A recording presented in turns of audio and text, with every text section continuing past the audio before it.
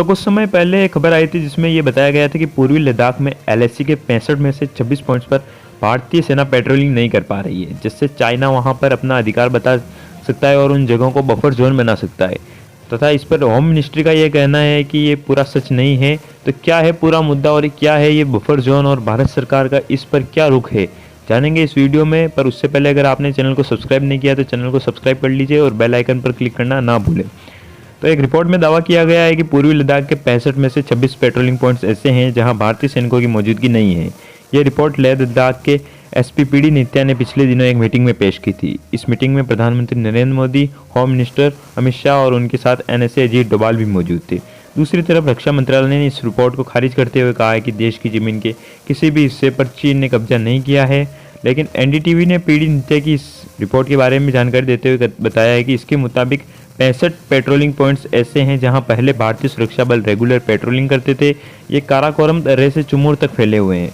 इनमें से 26 ऐसे पॉइंट्स हैं जहां अब हमारी सेना गश्त नहीं कर पा रही है। ये हैं 5 से 17, 24 से 32 और 37। यह रिपोर्ट पिछले देश के आला पुलिस अफसरों की मीटिंग में पेश की गई थी।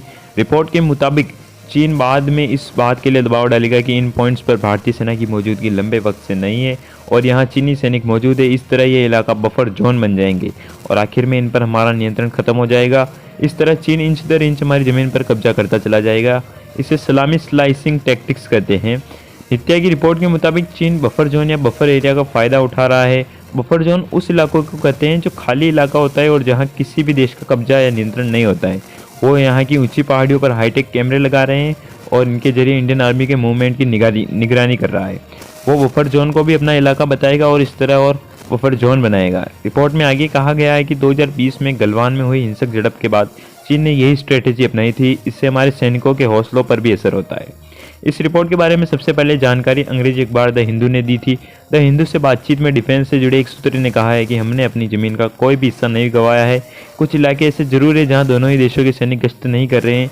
जिन क्षेत्रों से पीछे हटने का समझौता हुआ था वह हमारे भी कैमरे कहीं लगे हुए हैं। इन इलाकों में सेना सिविल एडमिनिस्ट्रेशन के साथ काम कर रही है। ये रिपोर्ट ऐसे वक्त सामने आई है जबकि एक महीने पहले ही भारत ने आरोप लगाया था कि चीन एक तरफा तौर पर इलाके में बदलाव की कोशिश कर रहा है। वीडियो अगर आपको अच्छा लगा हो तो वीडियो को लाइक करें, कमेंट करें और चैनल को सब्सक्राइब करना ना भूलें।